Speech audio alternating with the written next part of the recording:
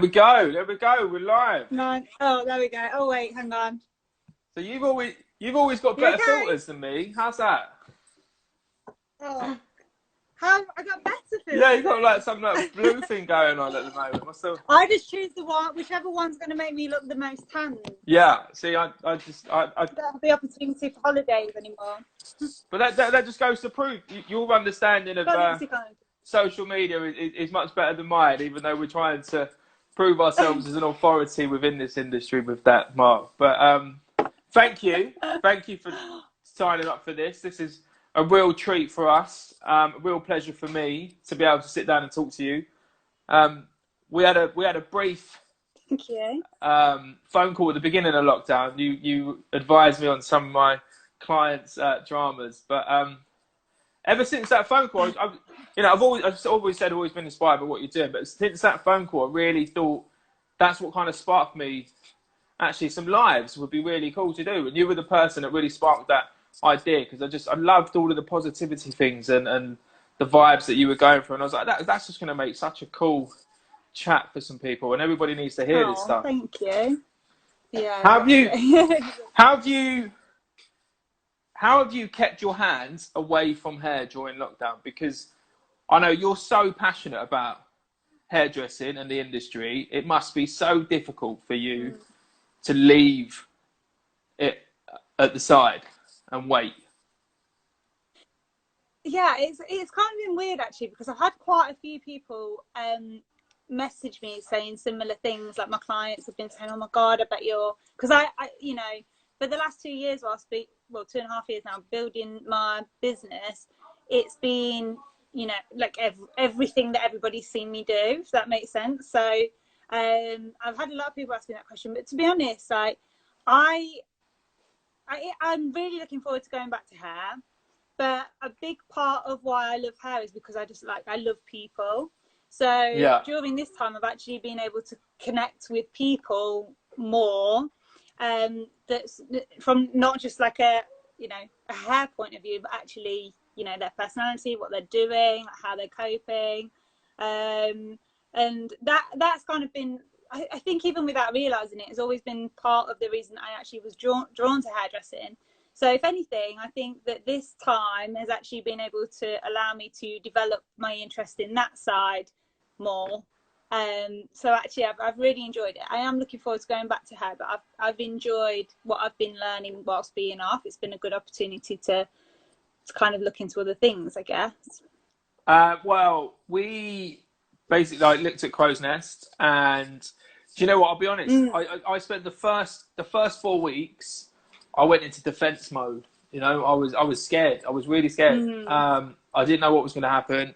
I had a very nice contract with a company, and I lost that because of the pandemic and stuff. Which that's fair enough how that kind of went. That's what happened. But it left me frightened. And to be honest, I went into real defense mode, and I was like, oh, I've got to claw things, set things up. What we're going to do, but I too, I try and stay positive. I had a few sleepless nights, did a couple of meditations, and then I kind of came back around to thinking, well, actually, this is an amazing opportunity. Like, when are we ever going to get given this time again? I mean, I wasn't lucky enough to be on the furlough or anything like that, because there was no money scheme to sort of save me, which is kind of what left me a bit panicked at the beginning. And then thankfully, actually it was like, well, look, I've never had this time before. I've never had an opportunity in my life where I don't have to go and earn some money.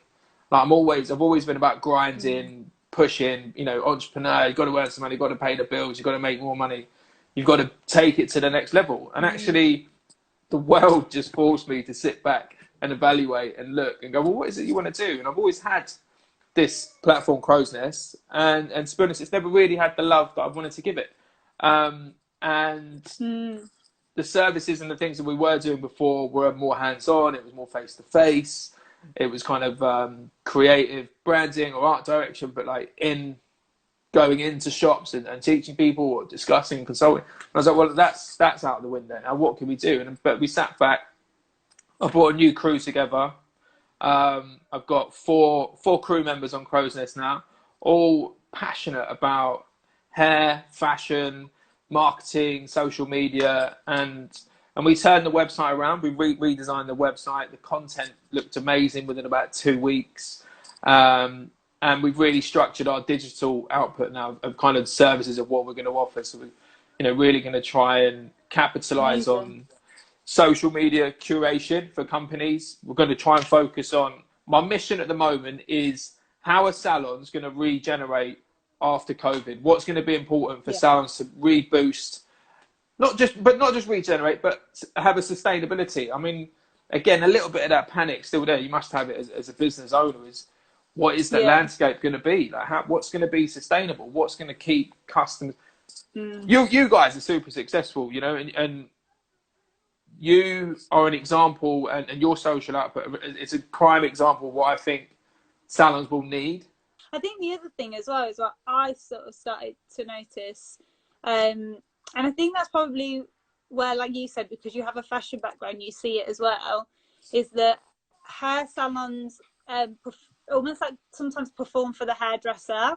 Do you know what I mean? Like the hair will look great, but it's all about how that person feels. Like if you can capture how your client feels in a photo, then your audience are going to see that feeling and be like, I want to go there and get my hair done. Like that person looks like they feel great. Or, just some, like whatever it is that your story is, it depends on what your branding is. But for us, like when you were just speaking then, it just resonated with me because we were kind of like, okay, we want to try and get as many pictures from the front for that reason, especially because that really knows about, like empowering people, like trying to feel the best version of you and that kind of thing.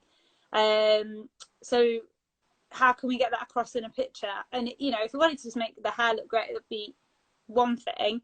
But we really want people to connect with and identify with that person that feels good. And I do think, and it's like bridging the gap between consumer and hairstylist in a way.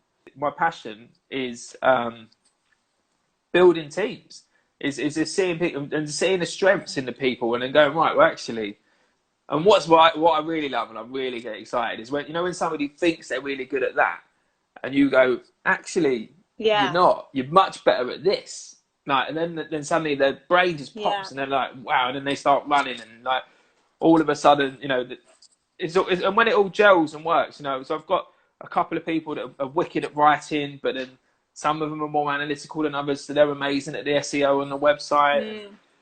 Others have got, great design capabilities. That they're doing all the technical aspects of the visuals. Yeah, I love it. I mean, I love putting a team together, and I love creating exciting new projects. More so, and much more so than the stress of Fashion Week, to be honest. And I was always high as a kite at Fashion Week because it's amazing. I love it because you've got your salon's called Renew, which I've never asked you about it. I've just assumed that that's some sort of play on regeneration, new you, that kind of stuff, right? Is it? And now you're developing your branding like into that, what is it? Is it re-coaching or is it renew coaching or? Renew coaching. We've got a couple of different things, but renew coaching and then renew education. I mean, obviously, as we're growing the brand, the actual salon still, I was always waiting to launch anything like that. And then I think when COVID happened, I had quite a lot of salon owners like reaching out to me and I guess obviously concerned because it's a huge concern. Like at that point we didn't know. We've been very lucky that we obviously had furlough, like super lucky. But at that time I think nobody knew that would happen. And obviously there's like this, like huge amount of panic and I kind of had something already where, and I think it happened after the loan fell through and like other things, which was like essentially when something happens that you pivot and you don't pause, like you don't stop or you don't like change. There's a certain way that you can kind of pivot by basically just asking yourself a few questions and, that kind of thing. So I just put together some bits of that and I'd been building a course in the background. I thought, well, now's the perfect time to launch it because what people need to do right now is focus on what they can control and I know how to do that, so I'll just do something like that for now. And did that sort of through lockdown and it's been great. At the moment I've got a course which is like a free webinar which I actually did for assistants, but I've had a lot of salon owners and stylists say to me that they really liked the course.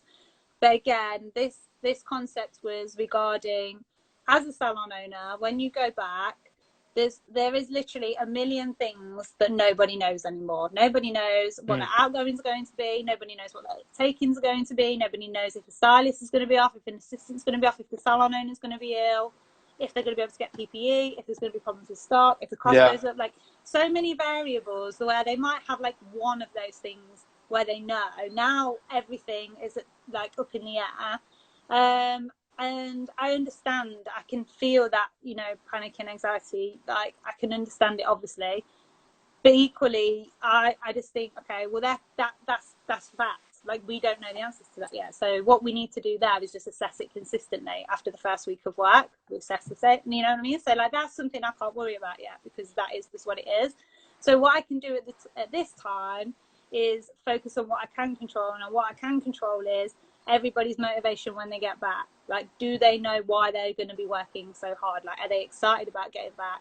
What's in it for them? Like, how is this deeply connected to something that they actually want for themselves, not just for the salon because it has to survive? Like, what do they want? Do they want to pass their driving test? Is that why they need to make money? Like, just like little things like that. But it makes a difference to somebody showing up and like giving their all. And for me, like, if it is going to be a difficult time and people are going to be under stress, I think it's really important to got to understand your why. As you can with what you want. Yeah, exactly. You've got to understand your why, and that's what gets you through it. So the Kickstart webinar was essentially for assistants to kind of like brainstorm their goals, and then we went through like the learning cycle so they can understand why they might find things difficult at this time and stuff like that if they're still training, especially because everyone's under stress, just so there's awareness. And then I teach them like a styling technique, which again might just support the salon owners, a couple of other things. It's a free webinar. I just thought it might like help at the moment. So if you click on the link on my bio, people can sign up for that, and I'll send the link over. And then, to be honest, after that, I'm going to be concentrating on the business for a bit. I know what I'm going to be doing next in regards to coaching, but I think salon owners right now need to prepare for their team, and then they need to concentrate on their business. And I'll be supporting in any way that I can. But to be honest, we're all in the same boat at the moment. The thing that will kind of get us through it is like our mindset. It's the only thing we can control right now. So yeah, it's an interesting time. But again, like, I think for me, and I'm not saying this, I have no idea, you know, like where things are going to go. And obviously there's so many other things going on in the world right now. It's like a difficult time for a lot of people. But I get excited about the opportunity to change, you know, like I get excited about opportunities when things like this happen, because I think it means we can create a better way. So as long as we can understand what that actually looks like for you and for us and everything like that, then we can just start working on actually doing that. So, no, but that's the beautiful thing, though. As I say, you've said at the beginning, is you have to be open to learning. We're always learning. Every new day is a new experience, a new lesson. Have you managed to stay positive? I mean, it sounds like you are. You kind of doing it, but what are you doing daily to stay positive? Like, I do meditation every morning. Yeah, I meditate every day. There's been a couple of, like, probably a couple of weeks ago, I had like a few days where I think I got in my head about getting back. I was a bit overwhelmed about the steps that I needed to do to get back, just for like a couple of days or whatever. So I was meditating more those days, but I write a lot, I journal a lot. That is so helpful for me, and you know, just to be able to process my thoughts. Basically, it's just that time for you to be able to actually switch off, because when you meditate, obviously I kind of meditate and it slows down my thinking, but I still don't think, very, very rarely have I ever actually stopped thinking, if that makes sense. You're still thinking of something. I'll try and focus on my breathing and stuff. But I feel like when I'm actually doing the cold showers, for a minute, I do stop thinking, like, because I'm just like, oh my God, I'm so cold. So it takes me to this instant place of peace and quieting down my mind. As well as that, you know, it's like really high energy. It's good for your skin and stuff. But yeah, I agree with you, like, about the whole making your bed thing, and you know, the process in the morning. It is that a lot of successful people say it, don't they? You know, the morning win the day. And just getting up early and having like a really nice breakfast and having a coffee and not necessarily responding to your phone first thing. Yeah, like, that sounds nice. Those sort of rituals. I bet with the kids, yeah, I was going to say, I bet with the kids, you've not had that. No. Oh, bless you. An early morning with a nice breakfast would be lovely, but no, I'll settle for a cold shower and make him a bed and a few press ups maybe. But